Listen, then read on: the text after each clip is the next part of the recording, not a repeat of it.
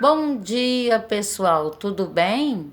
A nossa aula de hoje de língua portuguesa ainda continua no módulo 1, na página 73 a seguir. E hoje nós vamos falar de um assunto que nós já conhecemos. Nós vimos esse assunto nas aulas anteriores, não é verdade? As pessoas do verbo. Então, nós já sabemos quais são as pessoas do verbo? Primeira, segunda, terceira pessoa do plural, do singular, primeira, segunda e terceira pessoa do plural. Muito bem. Então, nós já sabemos que primeira, segunda e terceira pessoa do singular, eu, tu, ele.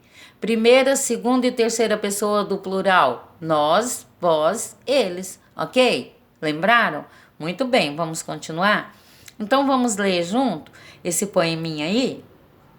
Antes da gente estar lendo esse poema, vamos lembrar que poemas são textos escritos através de versos e estrofes. E o que são versos? Verso é cada linha do poema. E o que são estrofes? Estrofes são os conjuntos de versos do poema. Então, olha só, nesse poema nós temos quantas estrofes? 1, 2, 3, 4, 5. 5 estrofes. E quantos versos? 1, 2, 3, 4, 5, 6, 7, 8, 9, 10. Tia, cada estrofe só pode ter 2 versos? Não. Depois a gente vai estar vendo quando a divisão dessas estrofes, que nome elas recebem. Mas a estrofe ela pode ter quantos versos a gente quiser, ok? Então, o nosso poema ele é composto de 10 versos e 5 estrofes. Cada estrofe composta de 2 versos. Por quê? Porque cada linha do poema é um verso. Muito bem. A letra A nós vamos pular, né? E a letra B, ele pede pra gente sublinhar ou circular de amarelo a forma verbal que se refere à ação da pessoa que fala no poema. E de verde, a forma verbal que se refere à ação da sombra. Mamão com açúcar, não é? Muito fácil essa. C. As formas verbais sub e desço se refere respectivamente a pronomes pessoais eu e ela.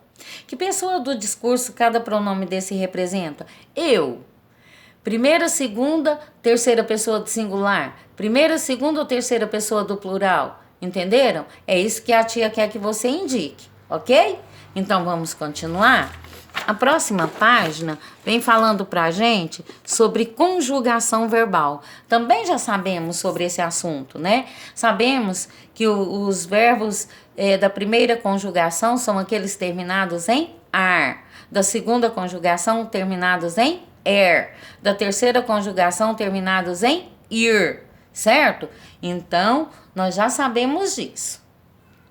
Qual a diferença entre a terminação dos verbos acima? Então, o verbo cantar, correr e rugir. Qual é a diferença nas terminações? Que o verbo cantar termina em? O verbo correr termina em? Entenderam? Muito bem. Note que cada um dos verbos, cantar, correr e rugir, possui uma terminação diferente. São essas terminações que indicam aqui conjunção ou grupo cada verbo da nossa língua pertence. Os verbos terminados em ar pertencem à primeira conjugação, os verbos terminados em é pertencem à segunda conjugação e os verbos terminados em ir à terceira conjugação. Também já sabemos disso, né? Os verbos se modificam indicando a pessoa do discurso ou a pessoa gramatical. Primeira, segunda e terceira pessoa do singular ou do plural. Muito bem. Então aqui, ó, nessa atividade, ele pede pra gente complete as frases inserindo o pronome de acordo com a forma verbal. Quais são os pronomes? Os pronomes são primeira, segunda e terceira pessoa do singular, primeira, segunda e terceira pessoa do plural. Quem são essas pessoas? Eu, tu, ele, nós, vós e eles, certo? Então a gente vai completar fazendo coerência aí. Fácil, não é? Muito bem. bem, continuando. Aqui, ele pede pra gente colocar o verbo cantar, correr e rugir no lugar certo. Então, o verbo da primeira conjugação, da segunda e da terceira. Ok? Os verbos terminados em or, como por e seus derivados, repor, depor, propor e etc., pertencem à segunda conjugação. Nós já sabemos disso, né? Lá na outra aula a tia falou para vocês que o verbo por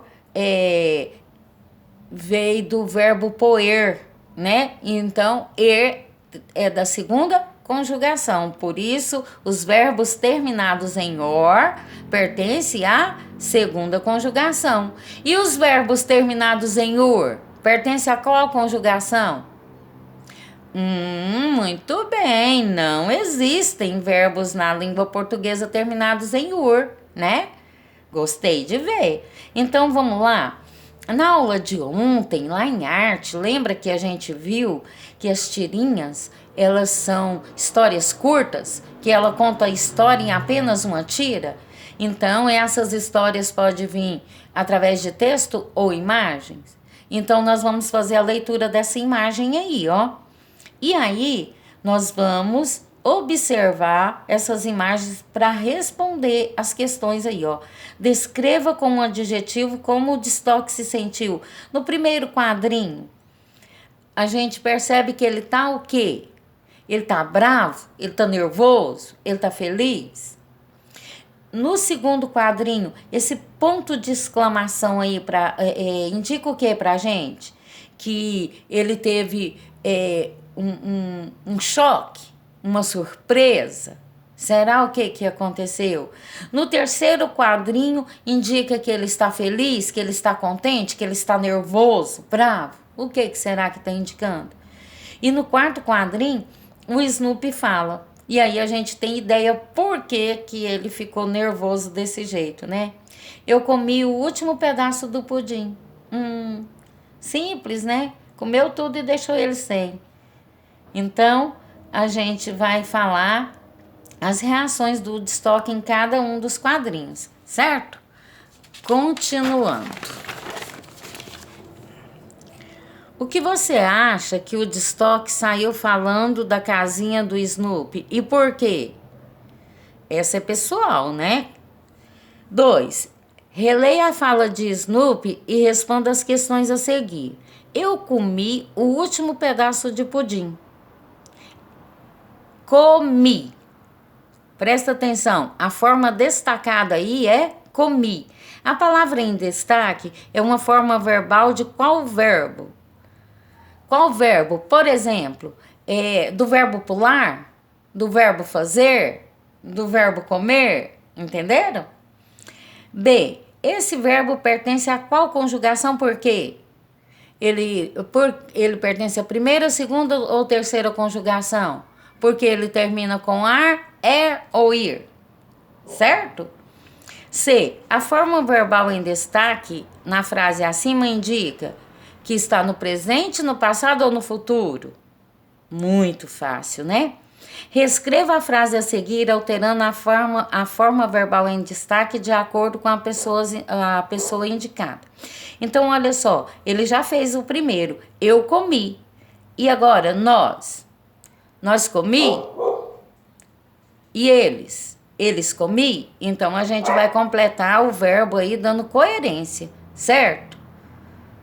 Tranquilo? Todo mundo entendeu? Espero que sim, né? Então, beijos, até a próxima!